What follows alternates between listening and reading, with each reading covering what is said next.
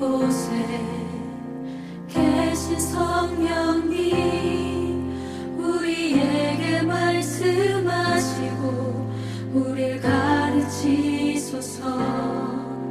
다시 우리 맘 열어주시고 주의 빛으로 밝혀 우릴 인도하소서.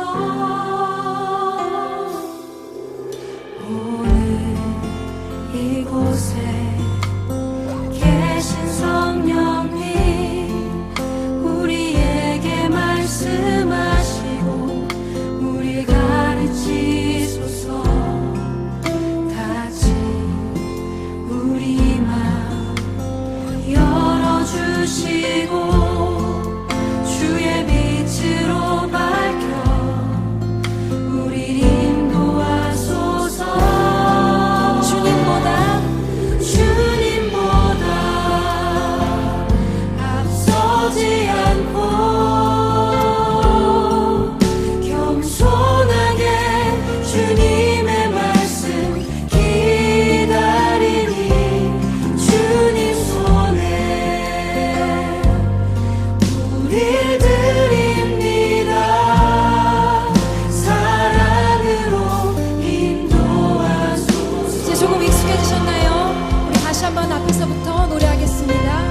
오늘 이곳에 계신 성령님, 오늘 이곳에 계신 성령님, 우리에게 말씀하시고 주님 이 공동체를 주님 가르치십시오.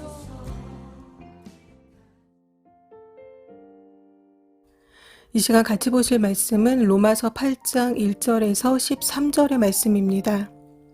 오늘 같이 보실 본문 8장은 일명 성령장입니다. 로마서 전체의 말씀은 모두 너무도 귀하고 값진 말씀이지만 특별히 오늘 8장은 로마서의 진수라고 말할 만큼 매우 중요한 장입니다.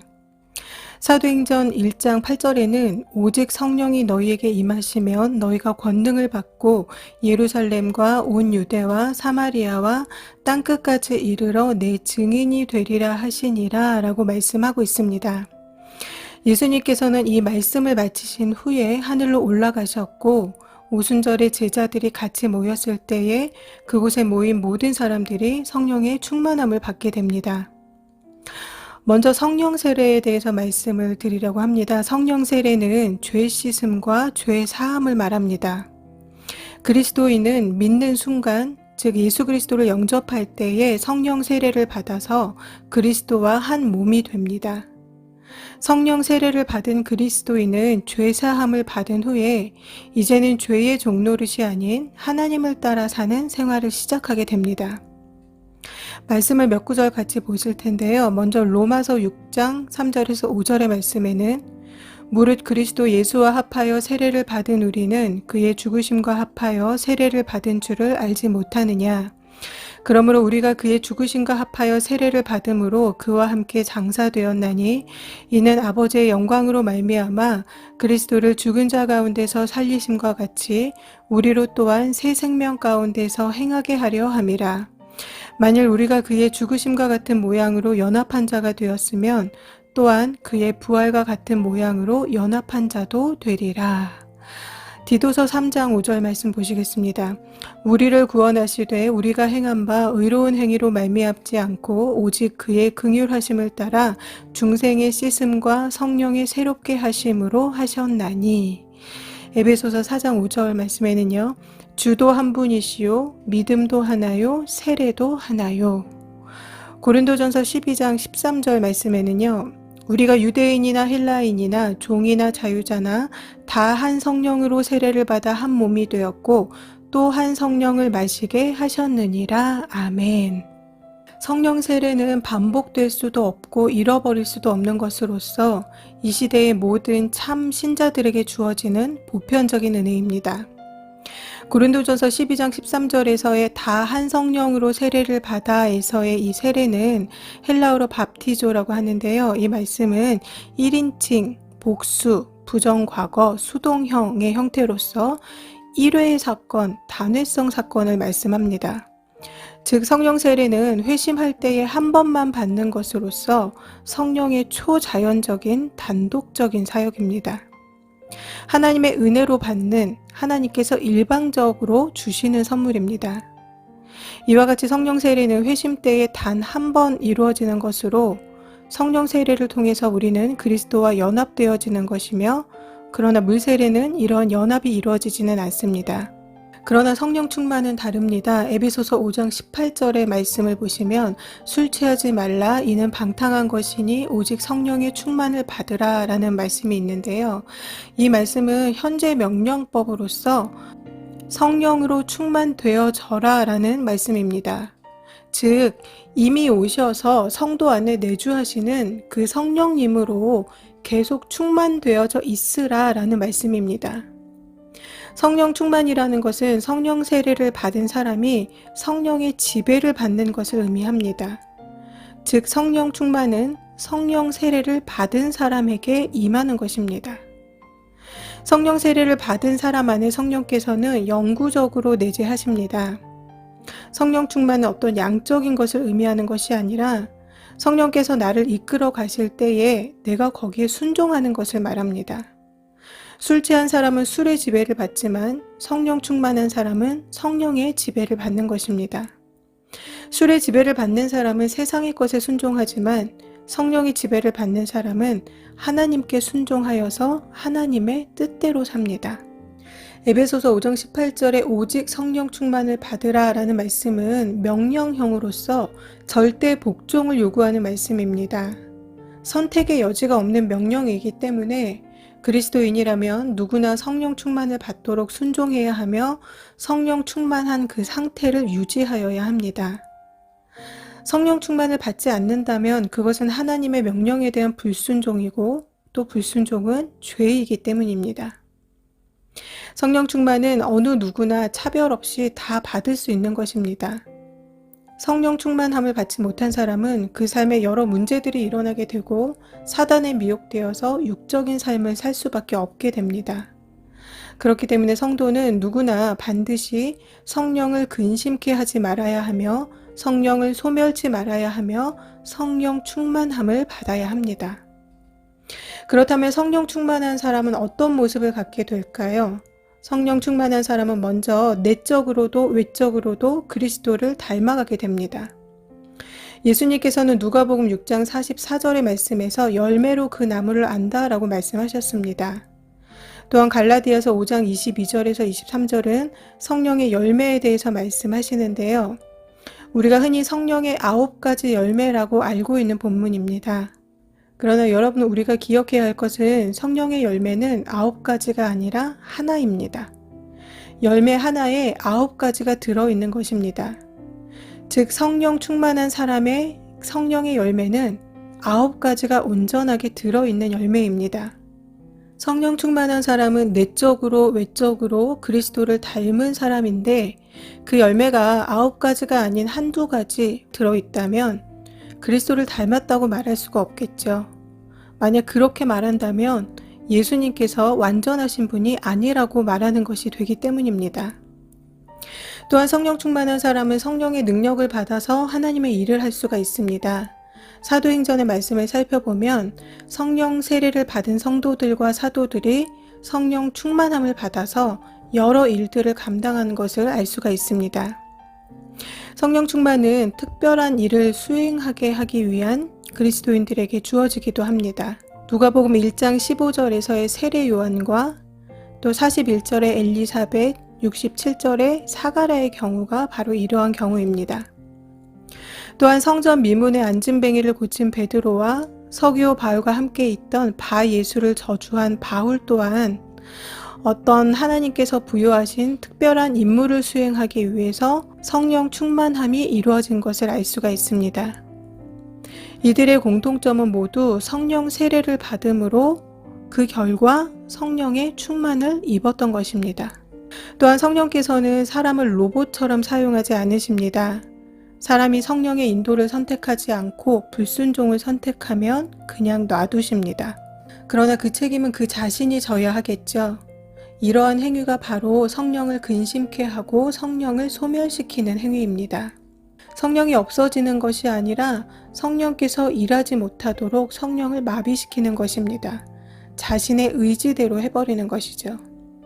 그렇기 때문에 불순종하는 사람에게는 절대로 성령 충만이 임할 수가 없는 것입니다.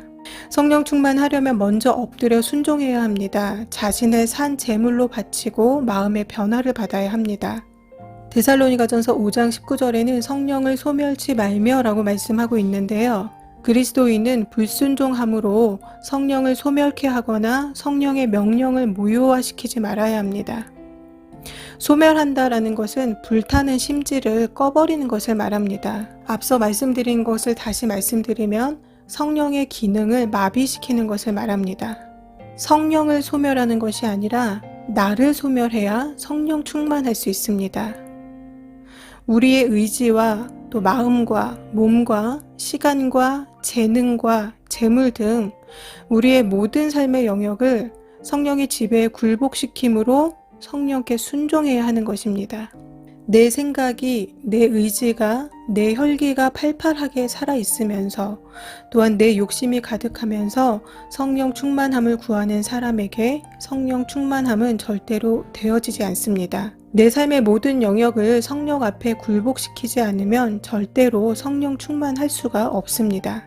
에베소서 4장 30절에서 31절의 말씀을 보시면 하나님의 성령을 근심하게 하지 말라. 그 안에서 너희가 구속의 날까지 인치심을 받았느니라. 너희는 모든 악독과 분냄과 떠드는 것과 비방하는 것을 모든 악의와 함께 버리고 라고 말씀합니다.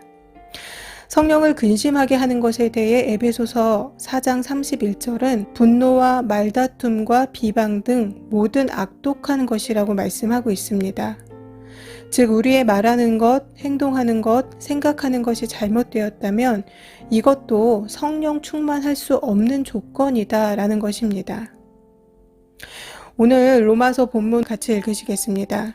육신을 쫓는 자는 육신의 일을, 영을 쫓는 자는 영의 일을 생각하나니 육신의 생각은 사망이요 영의 생각은 생명과 평안이니라.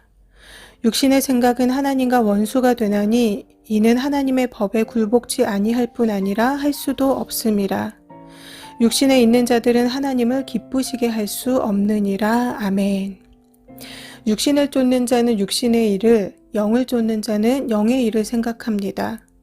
또한 육신의 생각은 하나님을 기쁘시게 할 수 없고 육신에 있는 자들은 하나님과 원수가 된다라고 말씀합니다. 세상이 변해갈수록 교회 안에도 온전한 순종이 아닌 합리적 순종을 말하는 사람들이 많이 늘어나고 있습니다. 신앙생활도 좀 이성적으로 해야 한다는 것이죠. 순종도 각자 상황 봐가면서 해야 한다는 것입니다. 그러나 하나님께서 말씀하시는 순종은 한 가지입니다. 로마서 12장 1절에서 2절 말씀 보시겠습니다. 그러므로 형제들아 내가 하나님의 모든 자비하심으로 너희를 권하노니 너희 몸을 하나님이 기뻐하시는 거룩한 산 제물로 드리라. 이는 너희가 드릴 영적 예배니라. 너희는 이 세대를 본받지 말고 오직 마음을 새롭게 함으로 변화를 받아 하나님의 선하시고 기뻐하시고 온전하신 뜻이 무엇인지 분별하도록 하라. 아멘. 어떤 순종을 선택할 것인지는 각자에게 있고 그 책임도 각자에게 있을 것입니다. 회개와 순종은 성령 충만함의 조건이 됩니다. 사도행전 2장 38절에는 베드로가 가로되 너희가 회개하여 각각 예수 그리스도의 이름으로 세례를 받고 죄사함을 얻으라. 그리하면 성령을 선물로 받으리니 라고 말씀합니다. 또한 사도행전 5장 32절에는 우리는 이 일의 증인이요 하나님이 자기를 순종하는 사람들에게 주신 성령도 그러하니라 하더라 라고 말씀하고 있습니다.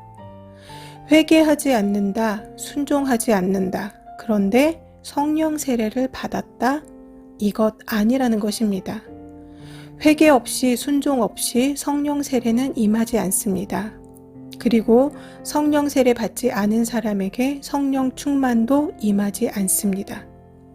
본문 9절 말씀 읽으시겠습니다. 만일 너희 속에 하나님의 영이 거하시면 너희가 육신에 있지 아니하고 영에 있나니 누구든지 그리스도의 영이 없으면 그리스도의 사람이 아니라. 아멘.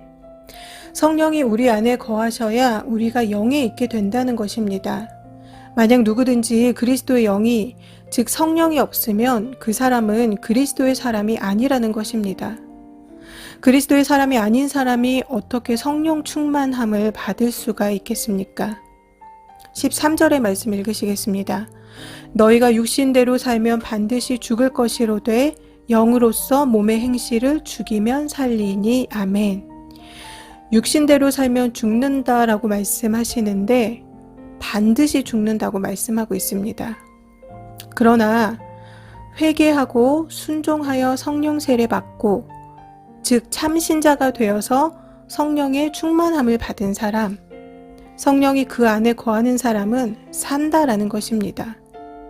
6절의 말씀에도 육신의 생각은 사망이라고 말씀하고 있습니다. 오늘 말씀의 제목은 영의 생각은입니다. 우리는 누구나 늘 평안하기를 기도합니다. 영생을 구합니다. 그러나 육신을 쫓아 불순종하는 사람에게 영생과 평안은 주어지지 않습니다.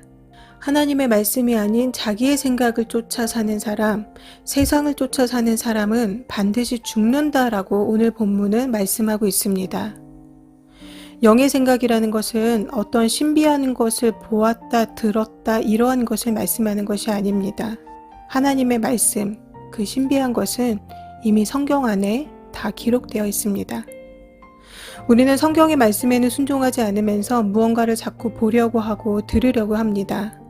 성경의 말씀을 통해서 하나님께서는 우리에게 날마다 말씀하고 계시는데 우리는 자꾸 말씀해 달라고, 보여달라고 기도합니다.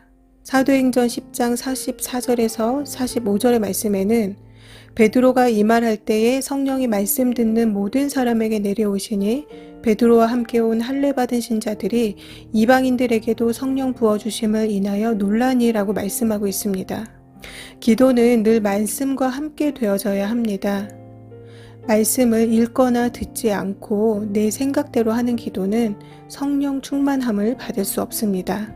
우리의 기도는 육신의 생각을 버리고 내 삶의 모든 영역을 다 하나님께 맡겨드려서 성령을 근심하게 하지도 말고 성령을 소멸하게 하지도 말며 오직 성령 충만함으로 성령께서 나를 이끄시는 대로 살 수 있도록 다시 죄의 종이 되지 않도록 기도해야 합니다. 오늘 본문 2절 말씀에는 그리스도 예수 안에 있는 생명의 성령의 법이 죄와 사망의 법에서 너를 해방하였음이라고 말씀하고 있습니다.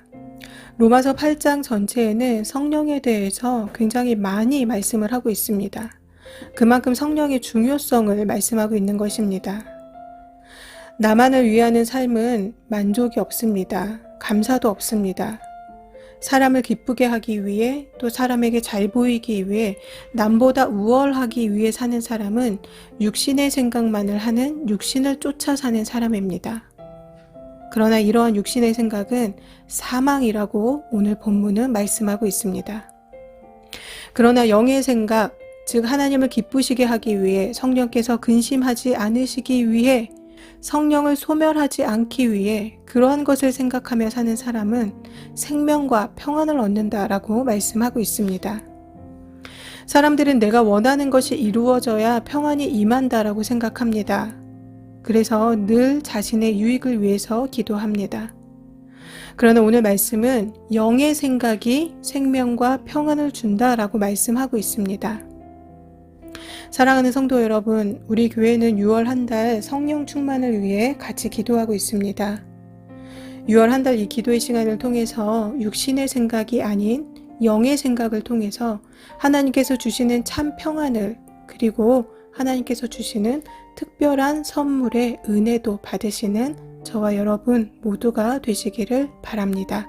다 함께 기도하시겠습니다.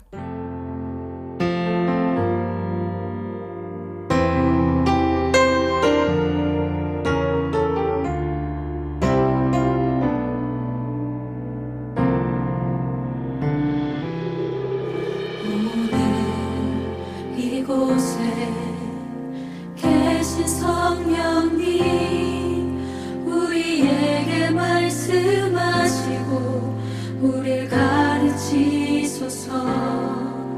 다